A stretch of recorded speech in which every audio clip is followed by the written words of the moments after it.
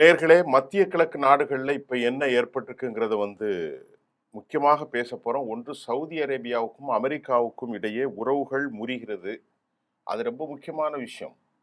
1930களுக்கு பின்பு பெட்ரோல் அ அ துறைகளை கண்டுபிடித்து பெட்ரோ டாலர் அப்படிங்கிற ஒரு கான்செப்ட 1970ல உருவாக்கி, சற்றேறக்குறைய நீங்க கணக்கு பண்ணி பாருங்க. கிட்டத்தட்ட 80 வருஷம் மேல ஒரு உறவு 90 ஆண்டுகள் உறவு அது. இப்பொழுது அது என்ன நடந்திருக்கிறதுன்னு நான் பேச போறேன். அதுக்கு முன்னாடி மத்திய கிழக்கு நாடுகள் மத்தியில் இருக்கக்கூடிய அமெரிக்காவுடைய தளங்கள் எப்படியெல்லாம் நாசம் அழிந்து அமெரிக்கா மோசமான நிலைக்கு போயிருக்கிறது அப்படிங்கிறத ஈரான் சொல்லல. அமெரிக்காவுடைய நியூயார்க் டைம்ஸ் மற்றும் ஏராளமான யுஎஸ் மேகசின்ஸ், நான் ஒரே ஒரு மேகசின்ஸ் மட்டும்தான் சொல்லியிருக்கேன். ஏன்னா எல்லாருக்கும் நியூயார்க் டைம்ஸ்னா தெரியும், வால் ஸ்ட்ரீட் ஜேர்னல்னா தெரியும். இதுல கிட்டத்தட்ட 15 நாடுகளில் இருக்கக்கூடிய 228 தளங்கள் யுஎஸ்ல உள்ள அந்த டைம்ஸ், நியூயார்க் டைம்ஸின் மூலம் அந்த 228 தளங்கள் என்று சொன்னால் சவுதி அரேபியாவில், கத்தர்ல, துபைல, இப்போ பஹ்ரைன்ல, ஓமன், இப்படி எல்லா நாடுகளிலும், குவைத், ஈராக், சிரியா, எல்லா நாடுகளிலும் இருக்கக்கூடிய ஜோர்டான், எங்கெங்கெல்லாம் இருக்கோ அவ்வளவுமே ஒன்றுக்கும் உதவாமல் கரிக்கட்டையாக மாறி இருக்கிறது. இதை எப்படி சொல்லியிருக்காங்கன்னா, படத்தை பிடித்து சேட்டிலைட் படத்தின் மூலமாக அது மிக தெளிவாக்கப்பட்டு அமெரிக்கா பொய் சொல்கிறது, நாங்கள் பொய் சொல்லவில்லை என்பதை பத்திரிகையாளர்கள் சொல்லியிருக்காங்க. சேட்டிலைட் படங்கள் மூலம் இதுவரை அமெரிக்கா உலகின் மிகப்பெரிய பொய்யை, அதாவது தங்களுக்குத்தானே கட்டமைத்து கொண்ட அந்த ராஜபிம்பத்தை ஈரான் வரலாற்றில் முதலாக உடைத்து தள்ளி ஒரு பெரும் பிராந்திய வல்லரசாக மாறியிருக்கிறது. அமெரிக்கா இதனால் தான் டொனால்ட் ட்ரம்ப் தற்போதைய நிலையில் போரிலிருந்து தற்காலிகமாக ஓய்வை அறிவித்துவிட்டு தப்பி சென்றாரா, ஒரு முக்கியமான காரணம். இப்பொழுது இந்த கடந்த 60 நாட்களுக்கு மேலான போர், அதில் கடும் போர் 40 நாட்கள், 42 நாட்கள் அப்படி என்று இருக்கிறது. 1.5 மாதத்திற்கு கொஞ்சம் கம்மியா இருக்கலாம். இதுல அல் உதீது தளம் கத்தரில் அழிக்கப்பட்டு விட்டது. உலகத்திலே பெரிய பேஸ் அதுதான். அதே போன்று பஹ்ரைனில் இருக்கக்கூடிய 5வது கடற்படை தளம், அதே போன்று ஏராளமான தளங்கள் எங்க, குவைத்துல. இதையெல்லாம் எப்படி அவர்கள் அழித்தார்கள்? ஐசிபிஎம் வைத்து அழித்தார்களா, ஹைப்பர்சோனிக் வைத்து அழித்தார்களா, இல்லது குரூஸ் மிசைல் வைத்து அழித்தார்களா, ட்ரோன்கள் மூலம் அழித்தார்களா? இப்படி பல கேள்விகள் எழும். எல்லாவற்றையும் பயன்படுத்தித்தான் அவர்கள் அழித்திருக்கிறார்கள். ட்ரோன்களை அவர்கள் செய்வது, கிட்டத்தட்ட ஆள் இல்லாத விமானங்கள், ட்ரோன்களை அமெரிக்கா ஆரம்ப காலகட்டத்தில் அலட்சியம் செய்ததாகும். எல்லா இடங்களிலும் காலி என்று அமெரிக்கா ஊடகங்கள் இப்போது விமர்சித்து வருகிறார்கள். ஏனென்றால் வலிமையான ஷஹீன் போன்ற மிக கொடூரமான ஆள் இல்லாத விமானங்கள் தொழில்நுட்பத்தின் மூலம்தான் அவர்கள் தாக்கியிருக்கிறார்கள் என்பதை செயற்கைக்கோள், சேட்டிலைட் படம் மூலம் எல்லாம் வெளியே வந்திருக்கிறது. இந்த இதுகாரம் நடந்த, இது இப்போ லேட்டஸ்ட் செய்தி, நேற்று செய்தி, இது பழைய செய்தி அல்ல, நேற்றைய செய்தி. பேட்ரியாட், அமெரிக்காவினுடைய டிஃபென்ஸ் சிஸ்டமான பேட்ரியாட், அமெரிக்காவுடைய தாட் சிஸ்டம் எல்லாமே காலி. அதே மாதிரி யூத நாட்டில் இருக்கக்கூடிய iron dome, iron beam, David sling, arrow system எல்லாம் காலி. அந்த அளவிற்கு ட்ரோன்கள் மிக வலிமையாக தாக்கியிருக்கிறார்கள். ஐசிபிஎம் என்று சொல்லக்கூடிய இன்டர் கான்டினென்டல் பாலிஸ்டிக் மிசைலை தாண்டி அமெரிக்காவிற்கு இந்த சாதனங்களை, தளங்களை அழிப்பதற்கு ட்ரோன்கள் வல்லமையாக பயன்பட்டிருக்கிறது என்றும், ஈரான் எங்குமே குறி தவறாமல் பிரிசிசிவ் அட்டாக்ஸ் ஆன் தேர் பேஸ், குறி தவறாமல் தாக்கி அழிக்கும் வகையில் அமெரிக்க நிலைகள் முழுவதுமாக அழிச்சிருக்கிறதுல நாம் ரொம்ப உன்னிப்பாக கவனிக்க வேண்டியிருக்கிறது. இந்த அளவிற்கு பிரிசிஷன் அட்டாக் அண்ட் டெஸ்ட்ராய்ட், எப்படி அவர்கள் துல்லியமாக அழித்தார்கள், துல்லியமாக கணித்தார்கள் என்ற கேள்வி நமக்கு வரும் இல்லை. ஒரு இடத்தை துல்லியமாக கணித்தாதான் அதை அழிக்க முடியும். இந்த இடத்துல இந்த சிஸ்டம் இருக்கிறதுன்னு டேங்கர்கள் அழிக்கிறாங்க, அமெரிக்காவுடைய உளவு அமைப்புகள், உளவு கட்டிடங்கள், சிஐஏனுடைய தளங்கள், அமெரிக்காவுடைய இராணுவ தளங்கள், அமெரிக்காவுடைய விமான தளங்கள், சொல்லி மாளாது. ஏராளமான விமானங்களை சுல்தான் பேஸ்ல அழிச்சு போட்டாங்க. இப்ப நம்ம நேற்று கூட பேசியிருந்தோம், 135 அழிச்சாங்க. இப்ப இதெல்லாம் அந்த செய்மதி படம் மூலம் ரஷ்யா மற்றும் சீனா ஆகிய நாடுகள் வழங்கிய உளவு தகவல்கள் மூலம்தான் அமெரிக்கா இந்த அளவிற்கு சேதப்பட்டிருக்கிறது. நல்லா புரிந்து கொள்ளுங்கள். ஈரான் நிலை பெற்று ஒரு சக்தி வாய்ந்த வல்லமை கொண்ட தேசமாக இன்று உருவாகி இருப்பதற்கு ஒரு கடுமையான உதவியை சீனாவும் ரஷ்யாவும் செய்திருக்கிறார்கள். அமெரிக்கா மிகப்பெரிய அளவிலே இப்போ அழிந்திருக்கிறது. அமெரிக்க மீடியாக்கள் இதை நாசகார அழிவை உலகத்துக்கு தெரிவித்திருக்கிறார்கள். இப்போ அமெரிக்கா இந்த போரை தற்காலிகமாக சீஸ்ஃபயர், அதாவது truce, it's not a permanent ceasefire, இது ஒரு டெம்பரவரியாக அவர்கள் இந்த சீஸ்ஃபயரை, அதாவது இந்த ட்ரூஸை அவர்கள் அறிவித்து 14 அம்ச கோரிக்கை கொடுத்ததுக்கு என்ன காரணம் என்றால், நேற்று முன்தினம் புஜேரா தளத்தை மிக கடுமையாக தாக்கியிருக்கிறார்கள். கொஞ்ச நெஞ்சம் தாக்கல்ல, கடுமையாக தாக்கி இருக்கிறார்கள். அமெரிக்கா ஹெர்மூஸுக்கு பதிலாக ஒரு மாற்று வழியாக, அமெரிக்காவோடு தான் நாங்கள் வாழ்வோம், அமெரிக்காவில் தான் மரணிப்போம், இஸ்ரேல் தான் எங்கள் நண்பன், அரபுகள் எல்லாம் எங்களுக்கு இல்லை என்று சொல்லக்கூடிய இஸ்லாமிய யூதர்கள், அதாவது யுனைடெட் அரபு எமிரேட்ஸ், அவர்கள் மீது கடும் கோபம் கொண்டது. புஜேராவை அடித்தார்கள். அமெரிக்கா ஆடி போய்விட்டது. ஏற்கனவே பட்டபாடு என்பதை அவர்கள் மறைத்திருந்தாலும் தற்போது அவர்கள் ஆடி போய்விட்டார்கள், உருக்குலைந்து போய்விட்டார்கள், மனதளவிலே சோகித்து போய்விட்டார்கள், சோம்பித்து போய்விட்டார்கள், திருப்தியற்ற நிலையிலே இருந்து கொண்டிருக்கிறார்கள். உடனடியாக கப்பல்களை திருப்பச் சொன்னார்கள். அதற்கு முன்பு 15,000 போர்ப்படை வீரர்களோடு 100 எஃப்-சீரியஸ் கப்பல்கள், அதாவது ஃப்ளைட்ஸ், ஏர் ஸ்ட்ரைக்கர்ஸ்கள் பாதுகாப்போடு கப்பல்கள் வருகிறது. அழிவு, பயங்கர குண்டு. நாகரிகத்தை அழிப்பேன் என்று சொன்னால் இப்போது இனத்தை அழிப்பேன், மொழியை அழிப்பேன், மக்களை அழிப்பேன், பண்பாட்டை அழிப்பேன், கலாச்சாரத்தை அழிப்பேன், பிரதேசத்தை அழிப்பேன், எல்லாவற்றையும் அழிப்பேன் என்று சொல்லிக் கொண்டுதான் இருக்கிறார். அவர்களும் அதற்கு ஒன்றும் சொல்லவில்லை.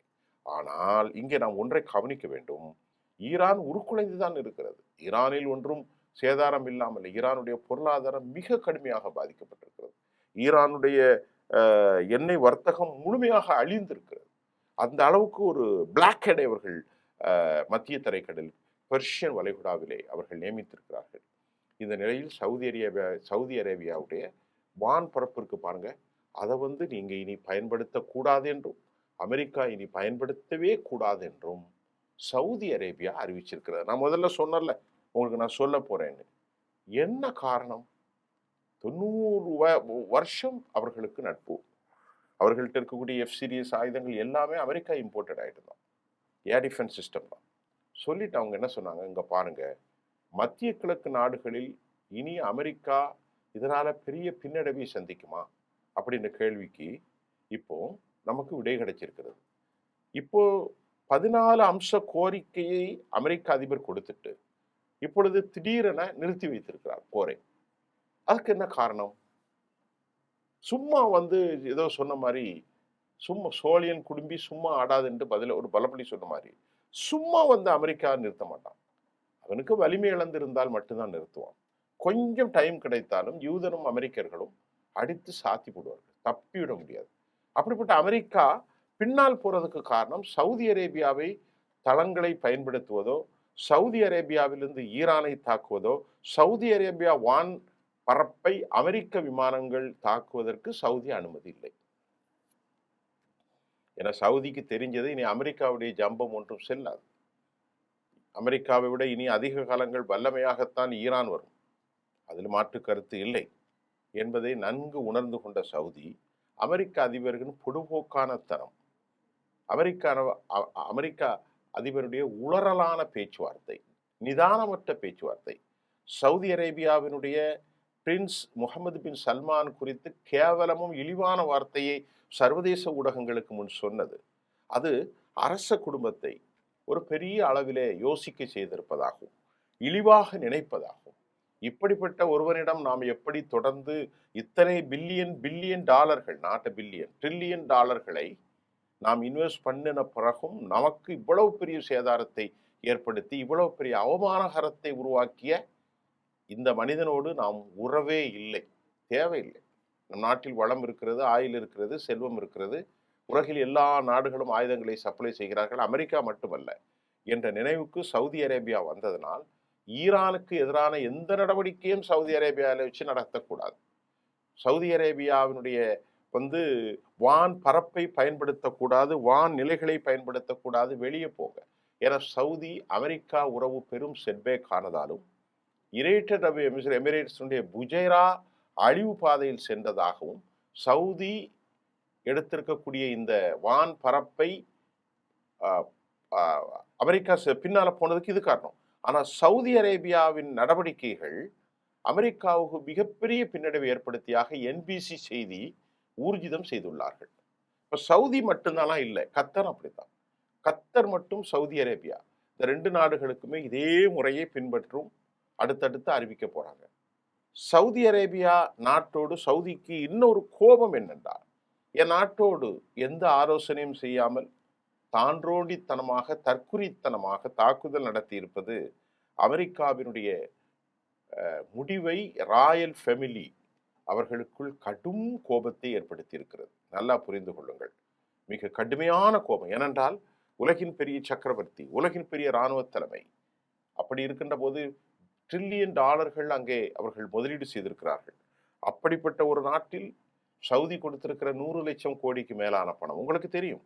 சமீப காலமாக சல்மான் அங்கே சேர்ந்தார். ஜமால் கஷோக்கியினுடைய மரணம் குறித்து கூட சர்வதேச பத்திரிகையாளர்கள் கேள்வி எழுப்பிய போது சீறி பாய்ந்தார் டொனால்ட் ட்ரம்ப், எங்கள் விருந்தினர்களை அவமானிக்காதீர்கள் என்று.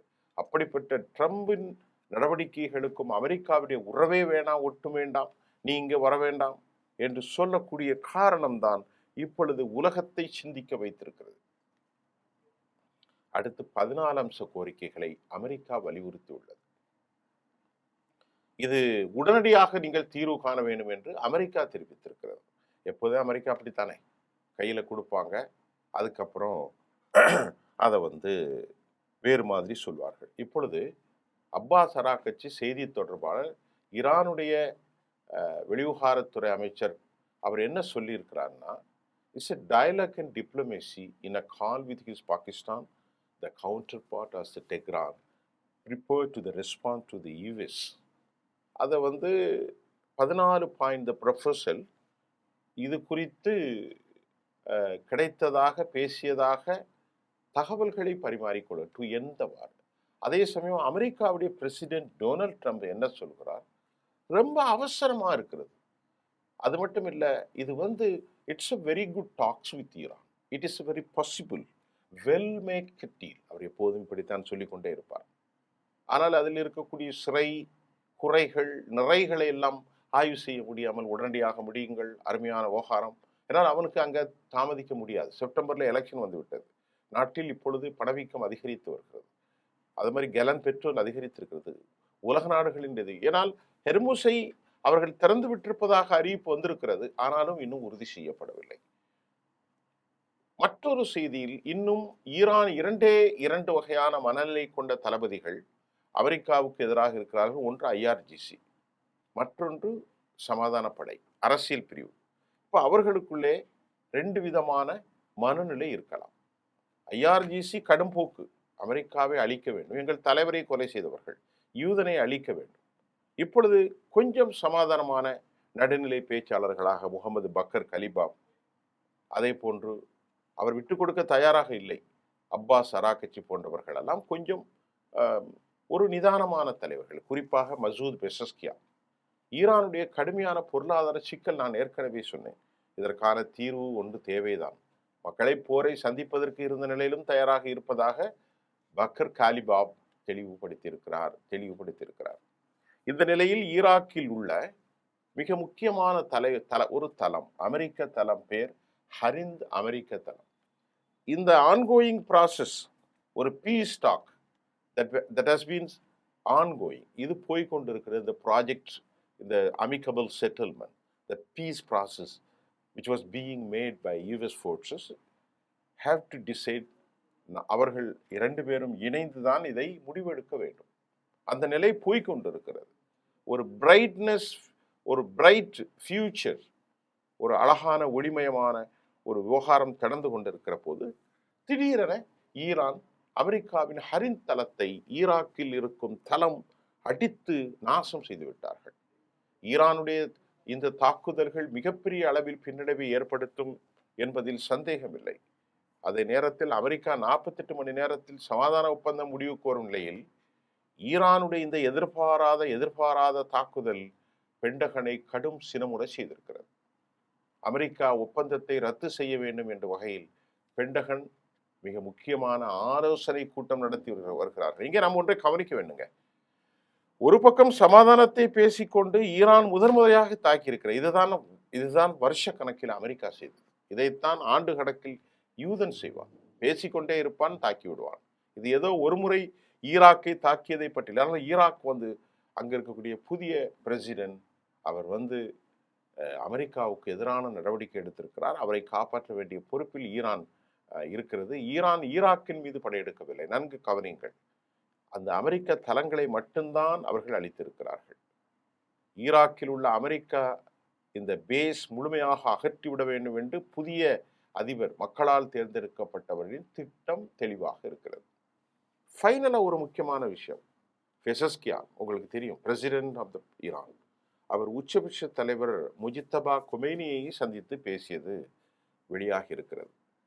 கிட்டத்தட்ட 2.5 மணி நேரம் மசூத் பெசஸ்கியானும் முஜித்தபா கமேனியும் வெரி சீக்ரெட், ரொம்ப secret talk, very confidential interaction with both leaders.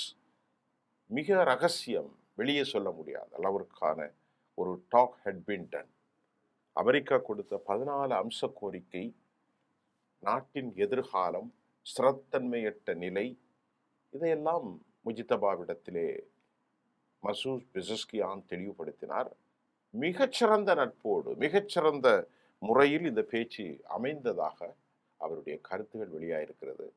பேச்சுவார்த்தை பற்றிய ரகசியம் எதை பற்றியும் ரிப்போர்ட் இதுவரை வெளியாகவில்லை என்பது குறிப்பிடத்தக்கது. இன்றைய செய்தியில் சவுதி அரேபியாவினுடைய நடவடிக்கை, சவுதி அரேபியாவினுடைய போக்கு, சவுதி அரேபியா அமெரிக்காவை வெளியே போ என்று சொன்னது மிக முக்கியமான விஷயம். ஈராக்கை தாக்கியிருக்கிறார்கள், 14 அம்ச கோரிக்கைகள், ஹெர்மூஸின் நிலைப்பாடு, அணு ஆயுத விவகாரங்கள், அமெரிக்கா முடக்கி வைத்திருக்கிற பணத்தை ரிலீஸ் செய்வது, இதையெல்லாம் ஒரு சீஸ்ஃபயர் பேச்சுவார்த்தை நடந்து கொண்டிருக்கிற வேளையில் ஈராக்கில் இருக்கும் அமெரிக்காவுடைய ஹரிந்தளம் தாக்கப்பட்டிருப்பது, இது தொடருமா, பேச்சுவார்த்தை முறியுமா என்ற கேள்வியோடு விடைபெறுகிறோம். மீண்டும் நாளை சந்திப்போம். நன்றி.